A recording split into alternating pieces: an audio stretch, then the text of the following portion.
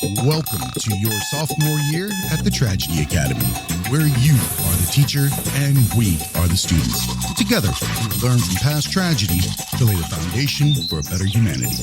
The only supplies you'll need: an open mind and a sense of humor. So, tilt that chair back, talk out of turn, and never raise your hand. Because this is the Tragedy Academy, and class is in session. I'm Purist Scott. Welcome to the Tragedy Academy, a show created to bridge societal divides in a judgment-free zone using candor and humor. My name is Jay, and today I am joined by Glauco Araujo. How you doing, Glauco? I'm doing good. And you? I'm doing well. Did I get that right? Yes, it's Araujo. Araujo. Okay, I was close. Yes, yeah. I was. I always try to pronounce names correctly. I don't like to butcher them. It's a sign of respect. You live around the world, and that's somebody's name. I can't stand it when somebody butchers it, or I see somebody doing that. I'm sure you get it beat up pretty good. Oh, yeah, but sometimes it's complicated, you know? I will say that the funny thing that just happened when I was typing to send you an email, you know how you get like the autocorrect or something like that? How often do people text you the name glaucoma? Oh my gosh, a lot. And actually, I use it's horrible example, but it helps people to pronounce my name because they didn't know how to pronounce my name. I say, glaucoma, the disease, just take out the M-A. There you are. That's my name. That's a great way to learn it. I lived in Tokyo for like 5 years, or in Japan for 5 years. And that's hard. One of the ways that I had learned initially to say "you're welcome" in Japanese is "doi tashimashite." And the way they teach you to say it is "don't touch my mustache." So it's "doi tashimashite," don't touch my mustache. And that's how they would teach us how to say it. Oh my God. There's always weird quirks when you're in other countries and you're learning new languages and things like that. It's amazing what's lost in translation. Yeah. Yes. So Glauco is blessing us with his presence today, with a great resume of incredible things that you've done and a story that I think would resonate with so many different people in so many different ways. Glauco is from Rio and is a ballet dancer, correct? A trained ballet dancer. Why don't you tell us about your experience there in Rio? Yes, I grew up in a city called Niterói. It's outside Rio de Janeiro. I can say it was like a farm town. We are like an hour to Rio downtown, and very quiet. No, it's a different story. Yeah, I grew up on a dairy, so I get it. Yeah, like it's very quiet. Super remote. Yeah, pre-internet, so it feels like a paradise when you think of it right now, because now I live in the city and you think about back home. Oh my gosh, what a paradise. Like all green and quiet, and it's amazing how that perspective changes once you're in there, and you end up liking both of them. So I've lived in Chicago and I've lived in Tokyo, and I've also lived in a field in the middle of nowhere. And I can tell you, I enjoyed all of them, but I think I think that's a limited use time frame. Like you only have so much city life in you before you have to get out and decompress. Yeah. And the thing is, because a lot of people live in the city, I talk a lot of people here and say, oh, I don't want to be in the city anymore. They grow up here and they like to go places like Florida or somewhere quiet. I think because I grew up in a place that was so quiet, and now I live in a city, it feels like wonderful. It like feeds me. Like I have enough quiet in my life and, pleasant time and, nice, like all the afternoon there was sound of anything, just like birds, and maybe you can hear even the trees. It's wonderful, the breeze, it feels good. But I understand. So your new ambiance is the train outside the window. It's the background noise of the city. I lived in downtown Chicago and on South Loop, and we had an apartment like on the 25th floor. Nice. And it had just this, you could hear the trains outside. You could hear, we were overlooking like, what is it? The park, Grant Park, right there off of South Loop. It was amazing. But the sounds that just became embedded in your background, I honestly couldn't sleep without sound after that. Oh my God. It become like a white note, Correct. right? Yeah. Exactly. You studied ballet in Chicago, correct? Or you were in the ballet there as well? I work for a modern dance company there, and also they do modern dance, they do ballet, they do the handicapped, the disabled dance, what they call here with the people in the U chairs. So I did it back home too. That's where it was. I started as a professional dancer. Yeah, I saw you were with the Paralympics, right? Yes. We did when they changed for the next city. We in London, and then the next city would be in Rio in 2016. So we were there. We performed, and the closing ceremony, and it was fun. It was. Well, I've never been to Brazil, but oh my God. but I think it's pretty well known that Brazilians love to party. No matter what the situation is, like it's fun. It's fun. Even if it's good, wholesome fun, it's still going to be a whole lot of it with everybody together. I couldn't imagine what that was like. And then mixing in all those other cultures. Yes. It feels like it was Carnival, but in a different way, because when in a stadium, which is different because the parades, the fame parades, the Carnival parade, you just walk in this huge place. The feeling was kind of similar, because I performed many, many years in the parade and like thousands of people and TV. In Carnival? Yeah. So it's amazing. Yeah, it is a big deal back home. And I'm kind of like an hour. It feels so crazy because when you watch it on TV or see in the news about the parade, it's something like, oh my gosh, it's a big city and then like another world. And here I was like an hour away living in a farm. I totally understand. I was in the middle of Florida on a farm, and then you'd have like Tampa, Orlando at Disney World, Jacksonville, all these things, Miami, and all these places around, but literally sitting in a field, in between all of it with no internet and an antenna TV that was really small. And that was your whole connection to the outside world, which I need to know the story. How does Glauco go from a field outside of Rio to becoming a super accomplished dancer and actor, which we're going to get to as well? Yeah. So we're talking about Rio. So when I was a child, so one of my parents said, well, we have to go to Rio, or maybe from some appointment and a doctor appointment. I don't know, something have to be, or maybe even like a trip. So go to Rio. Can you imagine? It's just an hour. Oh, I know. We used to say go to town. Right. Like it was, oh my gosh, I'm on another planet. You're 100% right. So you're really going through a culture shock. Totally. Now that I think about it, I'm like, I really recognize this situation. Totally. It was, so we can imagine when I was here in New York for the first time, even in London too, but I was not by myself, which is different, even though you have the shock, but I was with a group of people, have people who was managing me there. So I was not by myself. When I went here by myself, that was like a shock. Like it was like, oh my gosh, this is crazy. It's when I had a friend that explained to me what, it was a Japanese friend. He said that when people first come to Tokyo from other countries, they look like chickens. And I was like, what do you mean? And he said that their heads dart around like chickens do, looking at everything. Yeah. I was like, it is so true. You're just spellbound. You're looking at everything. You're just in wonderment. Yeah. It's so much to take in at once, especially coming from where you came from. Yeah, there's a lot of interactions and you have no control. It's like being Times Square for the first time. Crazy. All the lights. Like one of those spiraling, I'm not a cameraman, but it's like one of those spiraling scenes where the camera goes around you and you're looking up.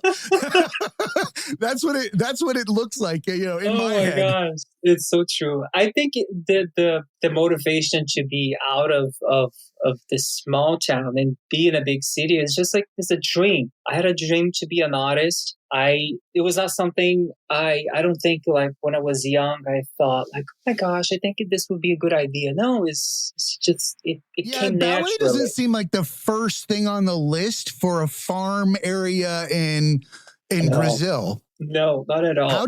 How did you come in contact with ballet? My first contact with ballet, it was after actually I get my first job in a dance company. I was lucky enough to have a director who believed me. I just have like you can say like a raw talent, and she won't invest me. I didn't have any training as a dancer, but she said, it's just a matter of you taking class, and with time, and you'll be able to do what we need here. Say, okay. So I got the job first, and then I started taking ballet classes. And the first thing I hate ballet in the beginning because it was all the structure, like it was. Oh yeah, it's work at what you love. Oh, exactly. It's just like, I like the stretch. The stretch was the first thing I loved it in the beginning. It was nice. Oh, this feels good. But the ballet, because you have to get in those positions, and it's very, very strict. Feel like I was like, like, yeah. How do you, the positions that you guys get into, and the torture that you see that happens to the feet and the ankles and the knees, because that's gotta be just, I can't imagine that there's not like a sexy feet contest in the ballet arena. No, like, I'm not trying to be mean, but I can't imagine after seeing you, if you stand on your toes professionally, those things they gotta hurt.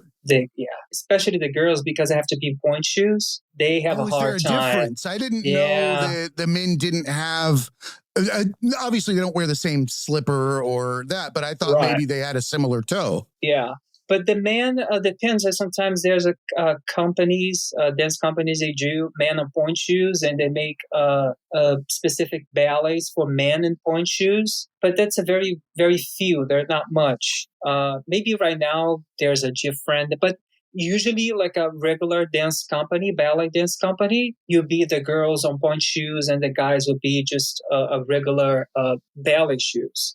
But even though it's hard, it is hard because the men have the jumps, and it's a hard life. And I believe it. I've only been to one ballet. I mean, let's be real. I grew up like we were explaining. I grew up in a farm in the middle of nowhere, and then I was in the army and stuff like that, and I didn't even know to seek out ballet. As something that I wasn't exposed to the arts so much. So when we lived in Chicago, we actually got tickets to the Joffrey Ballet at the Lyric Opera House for the Nutcracker, and that was my first experience at a ballet. It was amazing, amazing, beautiful. When I was working in Chicago, I went down to see the Joffrey too, the Nutcracker. It was so beautiful. So beautiful. That opera house is amazing. When you go in there, it's like being transported through time. Yes. And the wonderful thing, I mean, I don't want to sound pretentious or anything. Come on. You're allowed a little bit. It's okay. Because when I started learning, ballet, and really going deep and studying the history, and go, all the famous ballet dancers, and Nureyev was the one who I loved so much. I still love him. I don't know if you heard about Nureyev. Rudolph Nureyev. He was a famous ballet dancer, probably in the late 50s. Yeah, there's 100% chance I don't know that, but I'm still fascinated in the story, and I'm very interested. I'm just going to let you know, this is not this is the wrong kind of academy. This is not a dance academy. This is a tragedy academy, but I am here, and I want to know about this. And he was I believe a generation before the Baryshnikov. Okay, now I know that name. Yeah. So he was a generation before, I guess, because Nureyev have to be 60s, and he was a little early in the 50s. Anyway, so Nureyev, it was very important because what he changed in the ballet world, especially for the men's part, because usually the man was just only carrying the girls, lift the girls, and then he started editing steps for the masculine position. Yes, and then added in showing more the male dance on stage, not just the woman, just the girl. Well, dance is universal. Dance is universal. It should be allowed in any form. Yes. Also, his presence too, the way he presented himself, it was a new way, for the audience, for the ballet itself.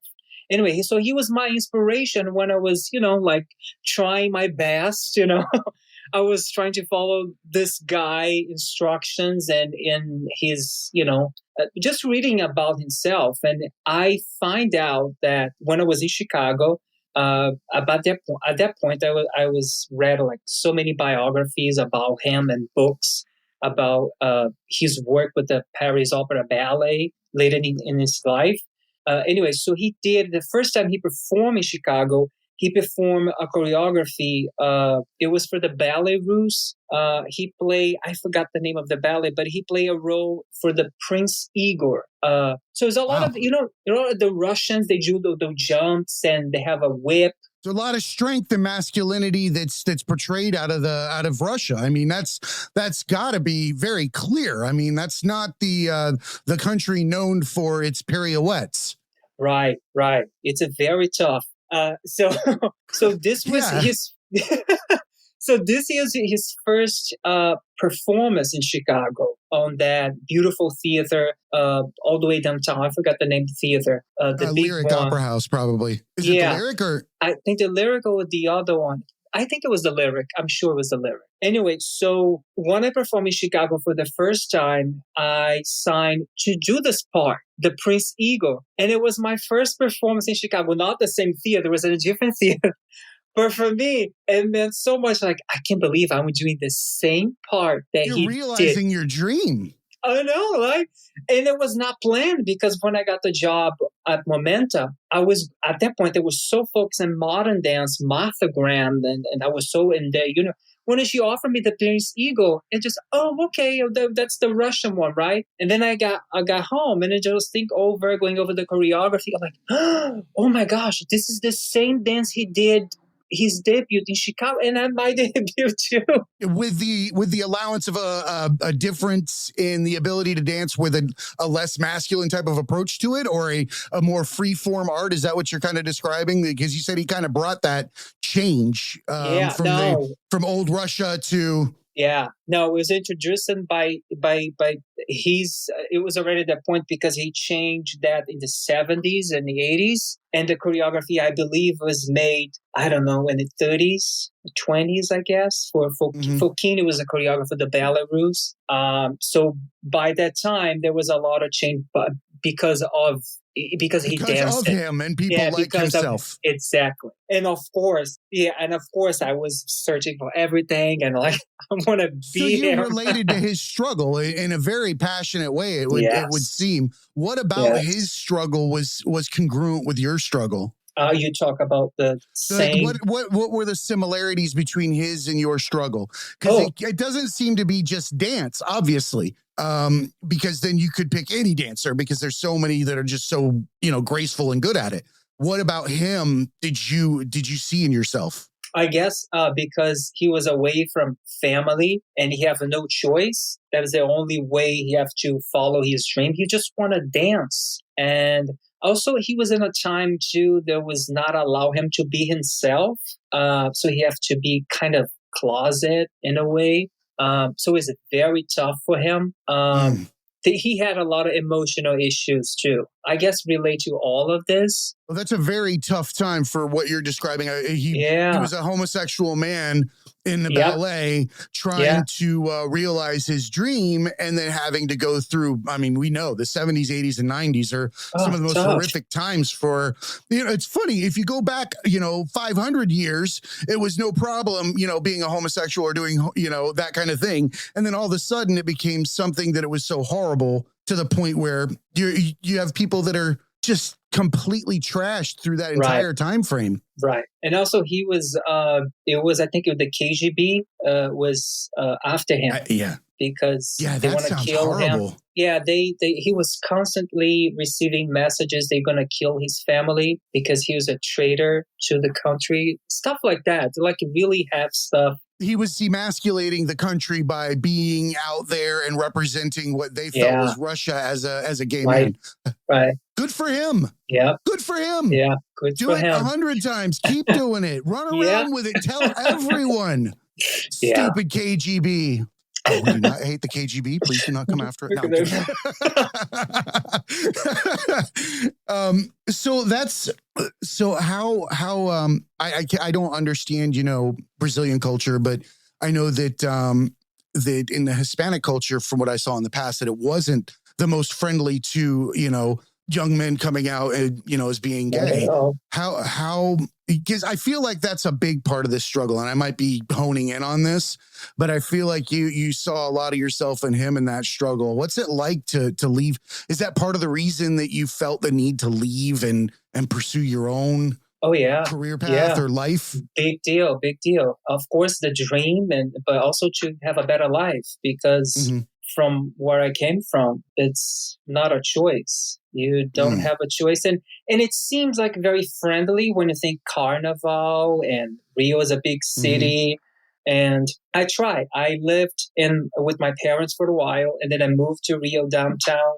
It's tough. It's very macho. And also it's very religious. You have the Catholic. Two very fearful situations. Right. And also you have the evangelicals too, which is pretty strong. Brazil is Catholic because it was colonized by the Portuguese. And it's, it's kind of like in the system of everybody. You're just born, and then you just literally, you go to the Catholic church to be baptized, and your parents not even go to the Catholic church, but you have to be baptized. Sort of like... Yeah, I understand. It becomes an Easter, Christmas, and baptism thing. Exactly. And then, but they're very heavy evangelicals and Catholics. And so you felt a pressure from that? And those people. I can see how that would create such a struggle. But you seem to, when I look at your artwork and the films and stuff that you're starring in, and I'm gonna go to the one thing that everybody knows I like to talk about. That's authenticity. I feel like maybe where you weren't allowed to express yourself to its fullest potential for who you wanted to be. Do you find that now that you're able to, that the stars work differently for you now? Oh yeah, it's everything. Less resistance. So I don't have to be worried about. I don't have to be afraid when I go outside. I'm free here. I can be myself, and it's like everything is in favor to me. I don't have to constantly fight or hiding myself. It's amazing, and I'm sure that that's something that's a scar. That's a mental scar that you're going to wear for the rest of your life. But one of the cool things about life, the human mind, is that those things, if you look back, aside from probably physical struggles or something like that, where somebody may have, done something that they shouldn't have in that manner, everything after that, when you look back in retrospect, it's a choice to feel what people want you to feel. If they're looking at you with that kind of hate and those kind of eyes, it's not in fact, it's not even really what they mean. That's the sad part about the whole thing. Anybody that's looking at you with that much machismo is seriously questioning everything inside them. They're afraid to say out loud that maybe they think guys might look a little cuter than they want everybody to know they think. And for them, that's a sad situation too. Sad situation all the way around. Trapped in minds, trapped in all these stereotypes and the cobwebs that we've created between our minds. I hope, genuinely that you've been able to not just realize your dream, but accept your past as, something that you should, that's a horrible word, but, in these types of situations, but it shouldn't be. And that's grateful. Yeah. And they suffer too. Which is bad. Thank God I was able to get out. And then I don't know if I was there, if I would be alive, or it's tough. It was That's terrifying. Yeah. The last few years, it was really, really tough. It was not very good. And, put a smile and, moving forward and then keep positive. But it was like the moment I was able to, a door opened and I got a job and people would open arms and they accepted me and say, okay, I'm in. It's funny. I think that it's kind of twofold. One, you got the relief of leaving where you were. And two, I think that all those people were so happy to take you into their arms because you were being who you truly were supposed to be. So it allowed them to accept you with ease. Nobody chases away someone that's being 100% authentic unless they hate themselves for everything they're authentic about. Yeah, that's right. That's it. That's so true. And it's funny because people say, well, how was before? Well, before I was a child, I was young, and it's kind of like, I don't know if it's acceptable, but because you were a child, so that means that it's easy to dominate. I don't know how really to describe. But as you get as adult, is a different story, and that's why I think it's become dangerous, because you come home late at night, and then you expose, you're not just a child, you look yourself as an adult, so people think and relate to you as an adult. They think. I don't. It's a very weird, because I think they have the right to call you names or harass you for no reason. Yeah, the reason again is just everything within themselves. The unfortunate part is that we're not taught at a young age that those things are internal to the person that's saying them and not internal to the person that it's being said about. Yeah. And it can't become your core memories. It can't become who you identify as, because you're only going to come out either wounded or a permanent victim, or, that's going to be your storyline. And that's not a way to live life. It just isn't in that victim spot. I see you as a survivor. It looks like you're thriving. Screw survivor, you're thriving. Yeah, you're thriving. Tell us about this film, because you're 1 minute you're doing dance in New York City and Chicago, and then the next minute I see you're in all these independent films that are getting award after award after award after award. Talk about that. It's crazy, to be quite honest. See, I was holding on to this. I Oh wanted people to hear that. Acting and an accomplished dancer. Yeah, because the thing is, I moved to New York, I was only doing this. It's something inside of me. I think I talk about that way. Something inside of me. So this is not enough. It's not. There's something more that I need to do, because I really like to connect with the other people. And the dance at that point, it was so okay, you go perform. It's satisfying, it's nice, but I didn't have that exchange, unless if you go out, talk with the audience, but I want to go to that ballet where there's a Q&A in the middle. It's like something is Excuse missing. me, Mr. Verishnikov. Yeah. Can you tell me? Right. After the first act, then I go out and talk with people and then come back to this. I don't know. I think we invented something new. Like a need. I love it. Yeah, like a need to talk with. And also, I think if you do a play, a musical or something, I think always there's something to talk about it. But if you do dance, because there's no talk, it's just movement. Of course, it's emotion, it's beautiful, but in the end, it was wonderful, but there is not much to talk about it, unless if you're dealing with the people who knows already the dance technique. You wanted freedom of expression, the ability to interact with people more openly. I see it. So there's something in there. There's that spot, and I have one myself, right? And I grew up not, with the acceptance of being able to just be outgoing, goof off, talk, express yourself in certain manners, and that's due to nobody's fault. That's just societal, culturally, whatever, seen and not heard kind of things, be quiet, you man, this, that, and the other.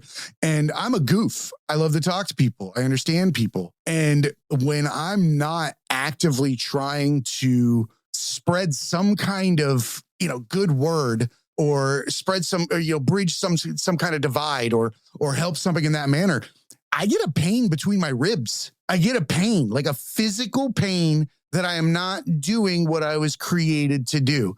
I don't know if that's normal. I may have just confessed to something that my shrink is going to laugh at me or put me away for, but that's how I feel. And I didn't notice that until more recently, when I realized who I was. I could start pinpointing what was causing the pain. And I think that's a drive. And is that something similar to how you feel when you're approaching these things? Yeah, totally. Can I say I'm a people? There's a way they the people person. Yeah. We're all people persons. We just restrict ourselves mentally through other judgments. We would shake the hand of anybody if we didn't think somebody else was going to judge us for who we were shaking hands with. Right. And I was, missing that so much. And then when I moved to New York, just from, I think I was lucky.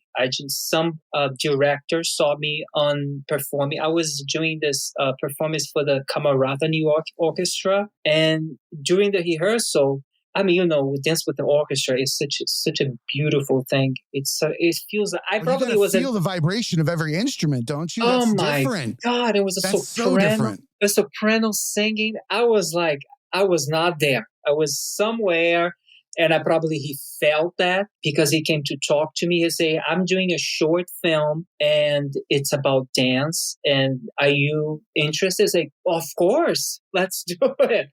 Absolutely. It's funny. You were being Glauco. You were being what you were created to do in that moment. And the moment you forgot about everything else, boom, somebody was attracted to you immediately. Exactly. And it's, you can be spiritual, energetic, whatever you think it might be, it is. Because there's no other explanation that if you're just being yourself, you're going to attract people that are trying to do the same things. Right. And I see that I feel like you're trying to give back through your art so other people can get through their struggle. I see that in a lot of the things that you've chosen. Your films seem to be themed around adversity and struggle and things like that. Is it a mission to help other people? In the beginning, I don't think it was constantly, but it was in my mind, but that was not make a decision, but it was there. And the last two films was like, let's do something. I want to be specific here. Let's talking about this specific subject and we can do this, so the idea was we settled the idea. The other ones, Go ahead. Yeah. So, because as you say in the beginning, I didn't. It was not like I didn't went to an agent to find me jobs. It was mostly things in my life. It's done by this. I was in a place and somebody else saw me, or we start talking with a group of people. It's sort of like it's connected. It's like my mind, I'm thinking about something, or it's like it's spontaneous. It's just happened. Maybe because I'm thinking about it. I don't know how to explain, but mostly it was always good. Like I thank God I was blessed to work with nice people. Like always. Would you find that when you lived in fear, is it almost, because this is kind of something that I've noticed as of late, is that when I live in fear of judgment or fear of a certain kind of look from people or whatever it might be, I feel like you can attract negative people as well. Yeah. And you will, if you perceive you have a struggle, you will come in contact with that struggle. Right.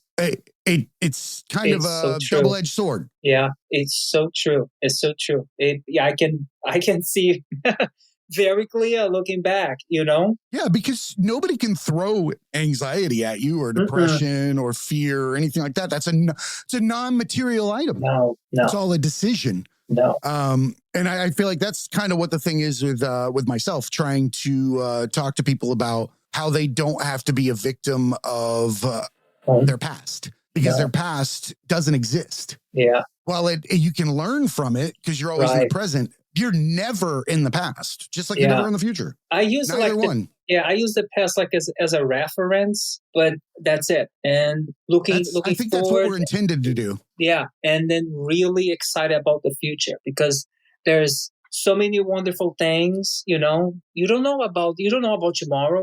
Right now here in the present, you hear, but tomorrow there's so many wonderful things that you don't know. So many wonderful people you can meet. So many exciting places to go.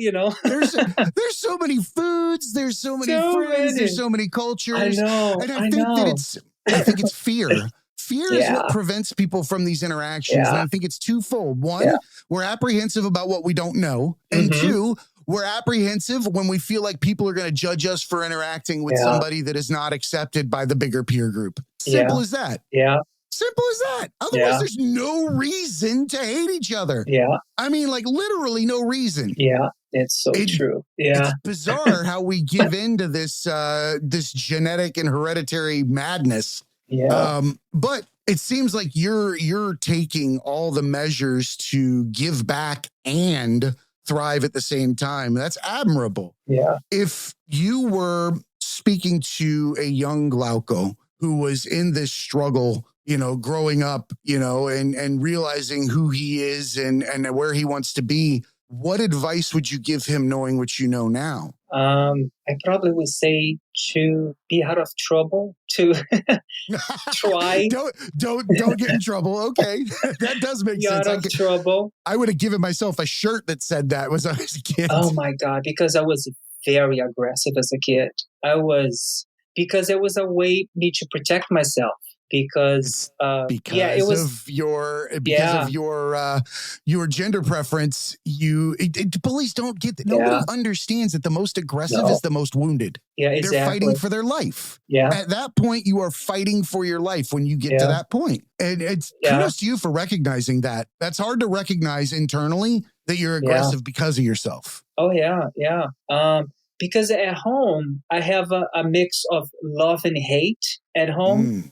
Because my parents are young parents, and so you can imagine young parents, and both my parents come from like very humble beginnings, like they're simple life, and they didn't finish school, they have to. See, my mother-in-law is from Italy, and my father-in-law is from Colombia, and they both came to New York as immigrants. Yeah, and she grew up on a farm, and he grew up, in the streets in Bogota. So. I see exactly what you're saying. It's a hard life. And when you're young, you don't understand, you just want to blame them. You do that kind of, but as you get an adult and then you find out things. And I mean, I'm very good terms with my parents. There's so many things. Good to hear. That's good to hear. I think, like when you're 20s, it's so confusing. I think it's not a good idea to fight with your parents or judge them. And I don't think it's a good confrontation. Wait, keep to yourself and then digest all that information. And because, they're your parents, and if you feel like there's 40%, 50% of love there, like between, everyone has a different struggle. Right. So trying to nurture that 50%. I love that. So that glass half full. Yes, exactly. Versus glass half empty. Right. I've been telling my friends and family and stuff like that we have to, there's a serious issue with regard to our parents and grandparents. And that is that they're being put in a position with massive amounts of technology and information, and they don't have the background to filter it.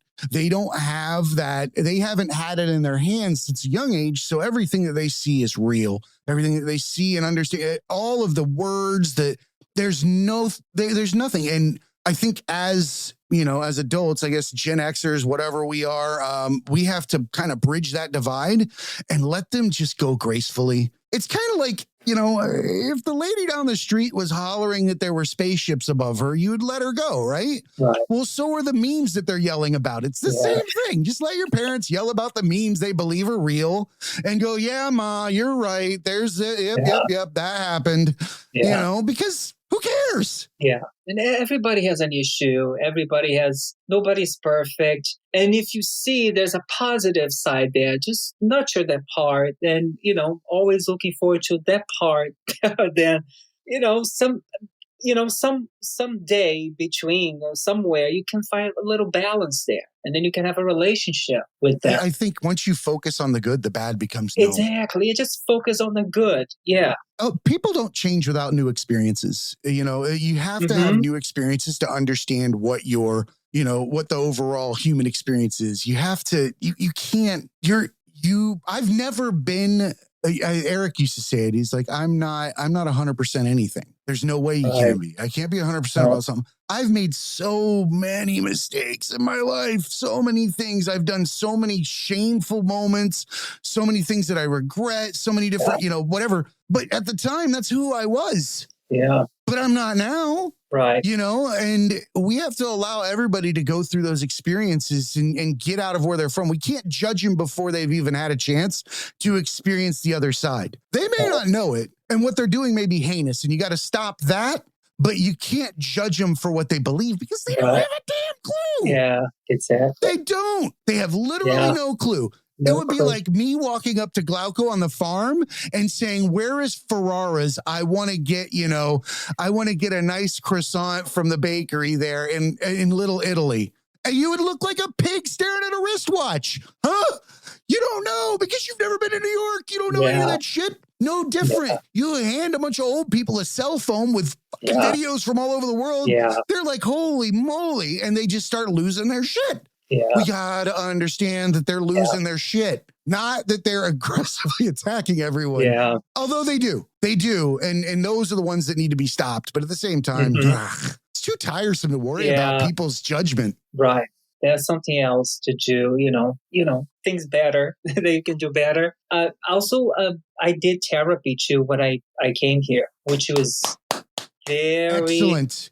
I go to therapy. Yep. Oh my gosh. So good for you. Your head goes like this. Oh my gosh. It's how amazing. Unheard of was therapy for a man where you came from? Oh, are you crazy?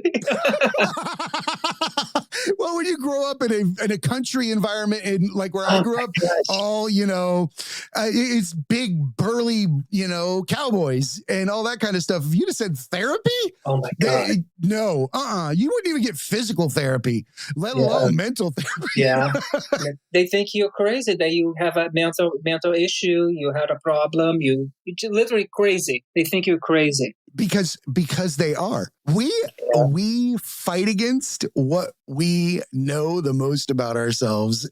Everybody screams, I'm not going to therapy because they know that they should be in therapy.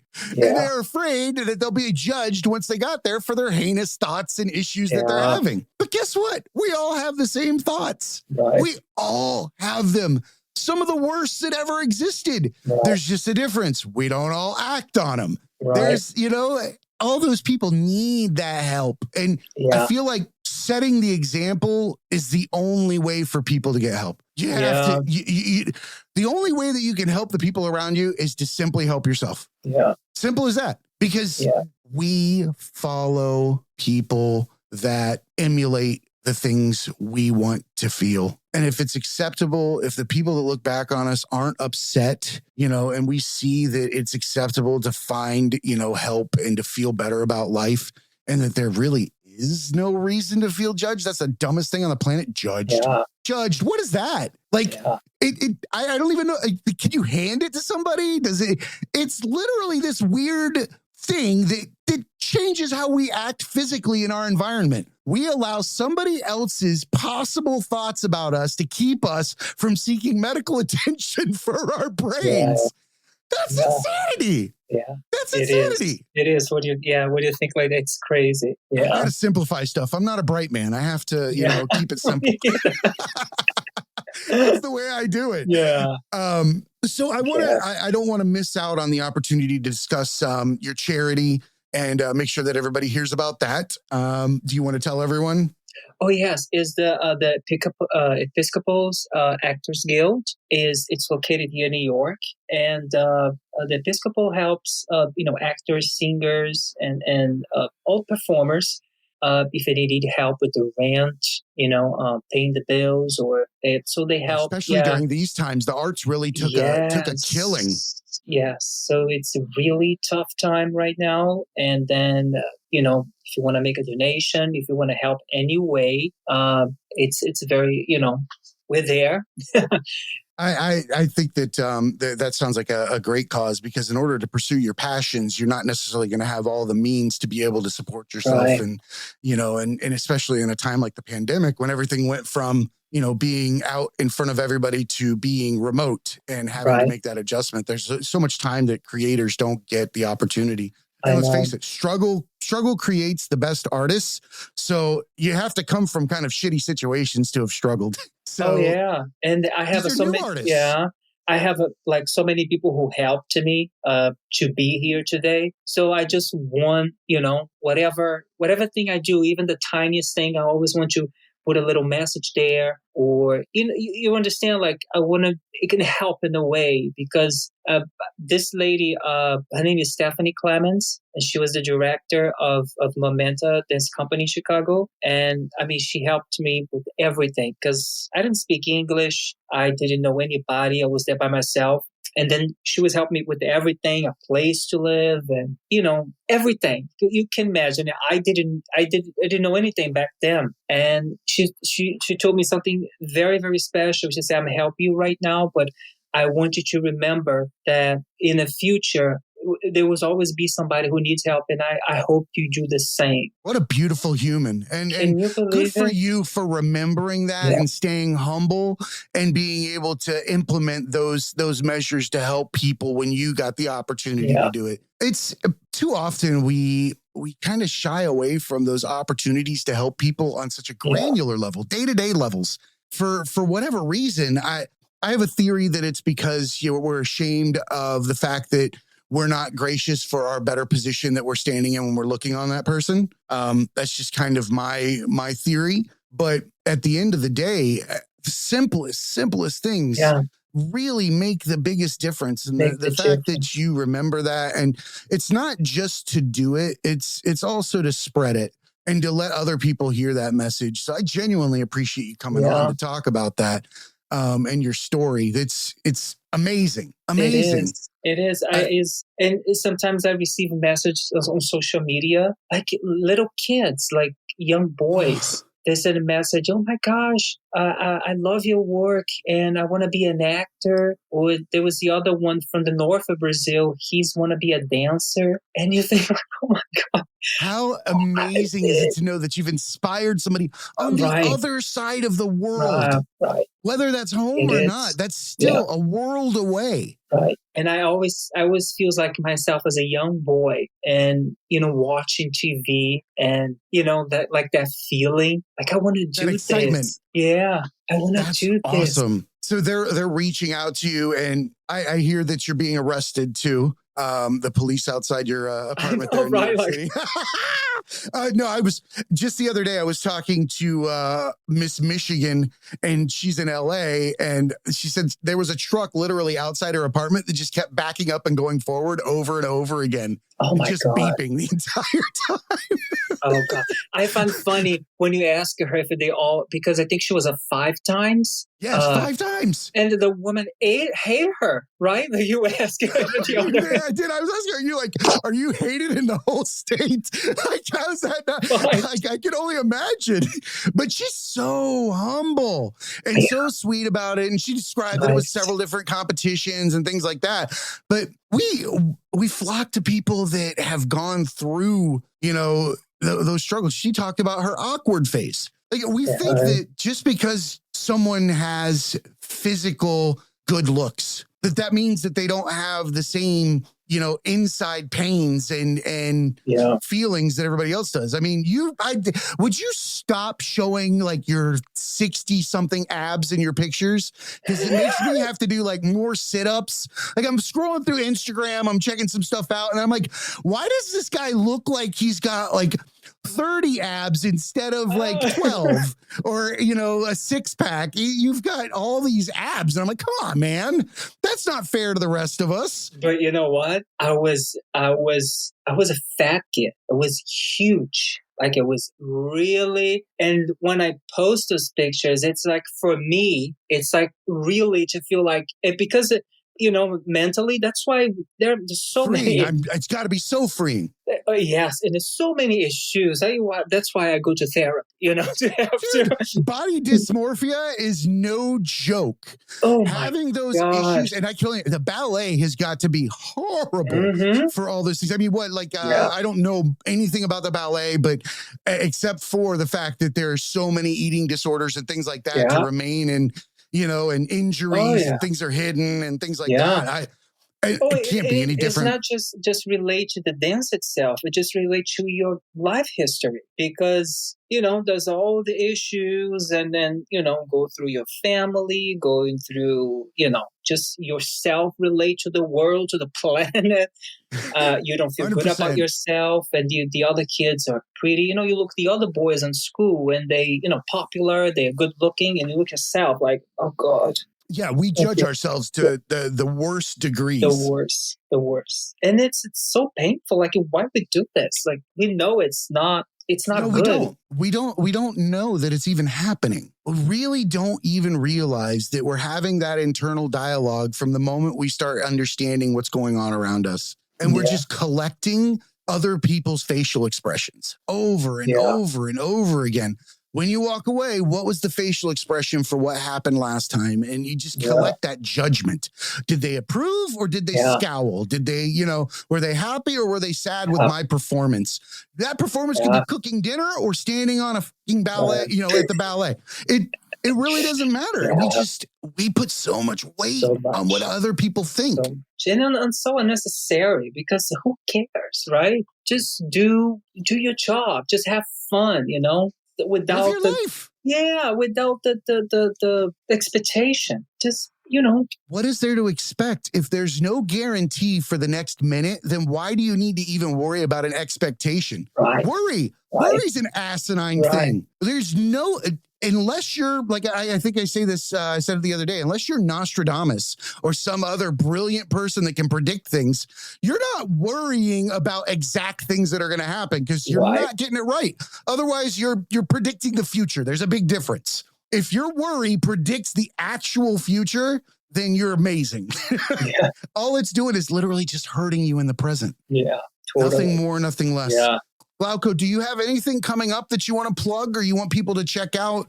I will probably post soon. It will be out soon. There's a two short films that will be out soon. I think in June, I guess. So I'll probably share on social media. I think probably go to festivals. So I will probably announce on social media for sure. Right. So everybody needs to go to your Instagram and that's today, like social media. It's the best place to get the latest, right? It's a double-edged sword, that's for sure. We'll have a link to it's at Glauco Araujo. Is it Araujo? Yeah, Araujo. Okay. At Glauco Araujo NYC. That's GLAUCO ARAUJONYC. All right. Yeah. Or just go to my Instagram. Yeah, my website. They have all the links to YouTube, links to Instagram. It's glaucoaraujo.com. Awesome. We're going to have that in the show notes so everybody can find all the information, click on it, and definitely go check out the Episcopal Actors Guild charity. Yeah. We'll have links to that as well. It's actorsguild.org. And then make a donation is the location on the site. Yeah. Oh, the funny thing about the Episcopals is exist almost 100 years. I think it was 1923. Yeah, it will be 100. Oh, there'll be 102 years, right? 22. Oh my God! Yeah, that's right. Anniversary. So Fred Astaire, Claudette Colbert, all of this was a member back in the day. So can you believe it? You have to say these things when we're talking about it. That's amazing. It was so these are people that know the struggle and famous people that went through everything to get there. Fred Astaire, I'm sure he donated until he died. He was like a really member, a very good benefactor. Yeah. He was. That's There's awesome. a couple other ones too. A lot of people help too. There's people, I think people who works. There's a lady on Grey's Anatomy. I forgot her name. Oh, my wife would know it. She loves Grey's Anatomy. She's watched every single bit since day one. Right. Still watches it now. It's so good. She'd know who it is. I have to finish the show. It's so many seasons right now, and it's too much. Too much for me. I can't take the emotion in it anymore. I'm like, I know, it's like supernatural. Well, I can't have like a dying song every 15 minutes in a show that I'm watching. Like every 15 minutes, the soundtrack sounds like somebody's about to die. That's too much. And it's too sad. Well, again, Glauco, thank you so much for coming on. I'm very grateful that you took the time to share such a great experience, and thank you for being an inspiration to other young Glaucos out there. And I wish you nothing but the best of luck in all these upcoming films. Like this is, I see big things for you and all your abs. Awesome. All right, academics. Awesome. No, and you're welcome to come back anytime. You're our new you'll be our new dance academy professor. So we don't have just tragedies. All right, academics, remember, be cool and keep learning. Hey, academics, thanks for attending another class at the Tragedy Academy. You can show us some love by rating us 5 stars on Apple Podcasts, Google Podcasts, Spotify, and Stitcher. On Amazon Alexa, ask to listen to the Tragedy Academy podcast. Please visit our website at thetragedyacademy.com, where you'll find past interviews and blogs on our homepage, and sign up for our newsletter, Spam with Extra Gravy. We're on Facebook at The Tragedy Academy Podcast, on Twitter at Tragedy_Academy, and on Instagram at The Tragedy Academy 2019, where we'll post recent shows, blog entries, and thoughts. Submit creative work and funny stories to us at our website or on social media. Thanks again for coming to class, and remember, be cool and keep learning.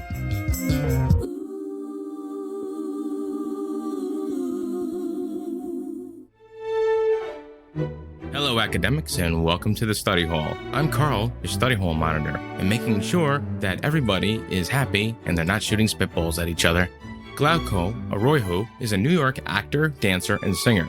To check out his videos, please go to youtube.com and search GLAUCOARAUJO.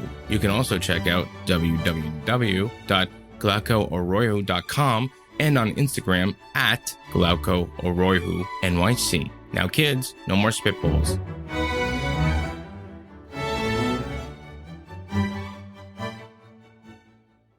What's up, academics? This is Jay. I'm here to talk to you about Into the AM. This is a clothing and apparel company that I came across last year that has the absolute coolest designs. And the reason why I was attracted to it is because I grew up without a lot of money, like many others, and had to shop on that outlet rack with the irregular items. Things like the fly was over 4 inches to the left, or the right sleeve would be twice the size of the left. It looked like I was growing horizontally. Like, it's okay, honey, you'll grow into your left arm.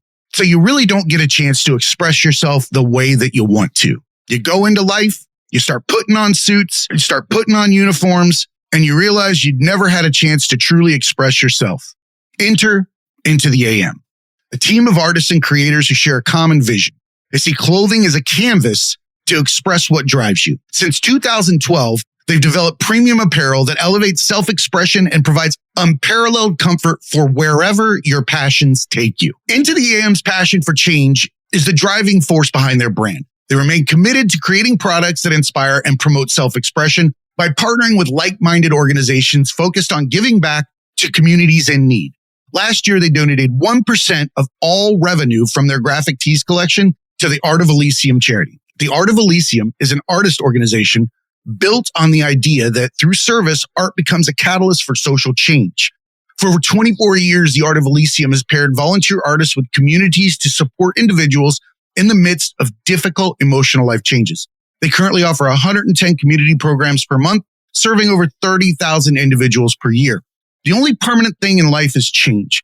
Supporting charities dedicated to helping those going through these changes, trials, and tribulations require a never-ending commitment. The onus is on us as creators to affect change through our true, authentic talents, and Into the AM is the model of how this is done. Their clothes are handcrafted with care. They have a team of skilled artisans that craft each garment with the highest quality fabrics and eco-friendly inks. Not to mention, these things don't shrink. They don't fade, and they fit as if they were designed supernaturally. I'm stopped every time I wear one of the graphic tees to find out where I got it. The colors attract attention from miles, and the art is nothing short of spectacular, with designs for everyone. One of my personal favorites, Twilight Maiden. Go take a look. Into the AM does all of this while putting their money where their mouth is. 30-day money-back guarantee, lightning fast shipping, and hassle-free returns. The deals are endless. Graphic tee bundles, discount promo codes, Get over there, check it out. I'm highlighting the tees, but I'd be remiss to not mention that if you want to walk around in the absolute most comfortable shorts, joggers, and basic tees, hit up Into the AM. I even wear the basics to the gym. Head on over to thetragedyacademy.com, go to our sponsors tab, and follow the affiliate link to the Into the AM store. Help support Into the AM and the Tragedy Academy by purchasing the absolute best apparel and the best designs ever. And remember, academics, be cool and keep learning.